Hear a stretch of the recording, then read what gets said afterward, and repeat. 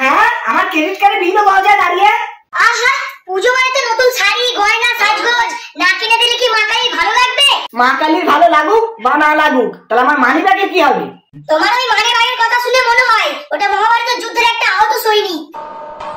আহত তো বটে, তোমার শপিং লিস্ট দেখে ওটা কমাই গেছে। বাবা, তুমি মাকে সাইকেল দিতে আমাকে কিনে দেবে না?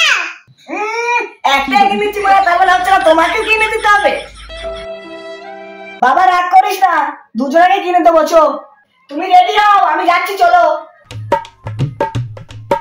আজকে মনে হয় আমার পয়সা গায়ে মারা যাবে। দাদা দিদিমণি কি লাগবে বলুন, কালী পুজোর অফার চলছে। অফার শুনলেই আমার পকেটে বজ্রপাত হয়। দাদা, ওই লাল শাড়িটা দেখান তো। বাহ দিদিমণি, এই শাড়িটা পরে আপনাকে পুরো দেবী মায়ের মতো লাগবে। দাদা, শাড়িটার দাম কত? মাত্র 8,999 টাকা। এই দামে তো আমি মোটরসাইকেল কিনেছিলাম। আরে বোকা, মোটরসাইকেলে কি মা কালী পুজো করতে যাবে? মা কালী যাক বা না যাক, এবার আমার কার্ডে আগুন লাগবে। দাদা, কার্ডে আগুন নয়, 10% ক্যাশব্যাক। আমার ছেলের জন্য একটা জামা দেখান। আমার জামা আমার কি মজা। ভাই তুমি এই জামাটা নাও, তোমাকে পুরো হিরোর মতো লাগবে। বেশি নয়, মাত্র 2000 টাকা। দাদা কত হলো? 10,999 টাকা। দাদা একটু কম সম করে করুন।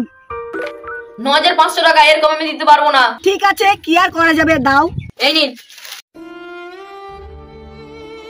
দেখো লাল শাড়িটা কত সুন্দর না? হ্যাঁ আমি দেখছি, আমার জীবনটাও লাল হয়ে গেছে। আরে হাসো না কেন, পুজোর সময় মন খারাপ করলে মা কালী রাগ করবেন। মা কালী রাগ করলে বিদ্যুৎ যায়, আর তুমি রাগ করলে আমার পকেট ফাঁকা হয়ে যায়।